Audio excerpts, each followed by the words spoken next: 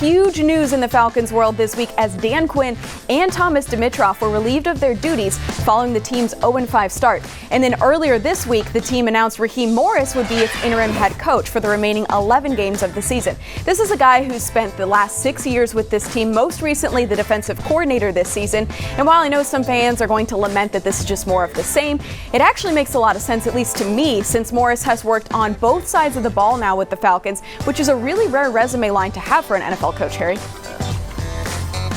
And Kelly, we cannot forget Coach Raheem Morris at one point was the head coach of the Tampa Bay Buccaneers. Now, he's coached a magnitude of guys that are great players throughout this football league. Now, when he joined the Atlanta Falcons, he was in the defensive backs room.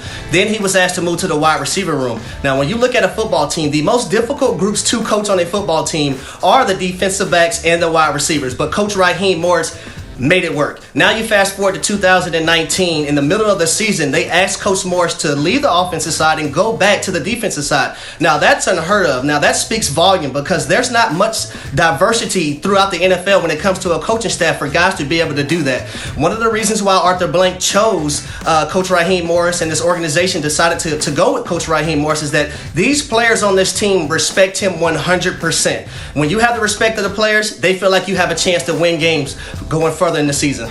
That's a great point. And Arthur Blank did say he was the catalyst last season when the Falcons did have that turnaround. The other part of this is now every player on this roster and every person in this organization is now auditioning not just for a role going forward in this franchise, but maybe for another job across the league. While some fans might want to see the Falcons tank for a better draft pick or might just give up on the season, I think you and I both know that they shouldn't.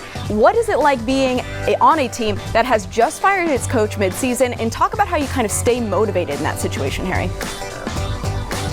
And Kelly, I'll tell you, it's tough. I actually went through it when I was in Tennessee my first year there. Our head coach, Ken Winsenhunt, was fired and Coach Mike Mularkey took over. But as a player, your competitive nature kicks in and you understand that you still have a job to do. Now, I'll tell you, when things like this transpire within your organization and on your team, everyone is under a microscope. The way you walk into the building, the time you show up, the way you take notes in the meeting room, the way you eat breakfast, the way you eat lunch, the way you practice, and the way you perform on Sundays are all going to be under a microscope. And also, I'll say this, it is an opportunity for the leaders to step up even more now.